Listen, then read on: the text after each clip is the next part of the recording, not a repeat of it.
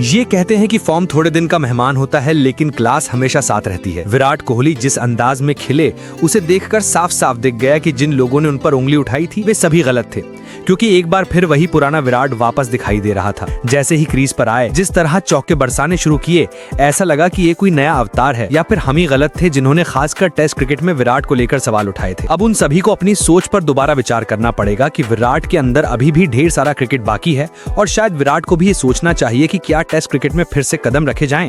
विराट ने जितने मुकाबले अकेले दम पर जिताए हैं, शायद ही किसी भारतीय खिलाड़ी ने अपने पूरे करियर में इतने मैच फिनिश करवाए हों, पर अचानक लगा था कि वो फीके पड़ रहे हैं। मगर रांची में लगाया गया उनका 83वां अंतर्राष्ट्रीय शतक एक याद दिलाने वाला थप्पड़ था कि ये खिलाड़ी कितनी बड़ी विरासत लेकर चलता है। उस मुश्किल पिच पर जहां जायसवाल, ऋतुराज, वॉशिंगटन जैसे नए चेहरे टिक नहीं पाए, वहां रोहित और विराट ही खड़े रहे और विराट तो बिल्कुल अलग ही स्तर पर थे। 52वां वनडे शतक, आज तक किसी ने इतनी नहीं लगाई और शायद आगे कोई लगा भी ना पाए, क्योंकि अब उतने मौके मिलते ही नहीं। एक ही फॉर्मेट में 52 शतक कोई मजाक नहीं है। फिर वह फैन का आकर पैर छू लेना और 99 के बाद विराट का 7 गेंदों में चौकों की बरसात करना, वो एक्सेलरेशन देखकर लगा कि ये वही विराट है जिसे दुनिया मिस कर रही थी। शतक लगाने के बाद जो उनका ट्रेडमार्क सेलिब्रेशन था, हेलमेट हटाना, ग्लव्स हवा में किस देना, वो सब दिल जीत लेने वाला था। कुछ समय से ये चर्चा चल रही थी कि रोहित विराट के बारे में मीटिंग होगी, क्या फैसला होगा, पर इन दोनों की बल्लेबाजी देखकर लगता है कि जैसे वे कह रहे हो, जो चाहे फैसला करो, हम तो यही हैं और यहीं रहेंगे।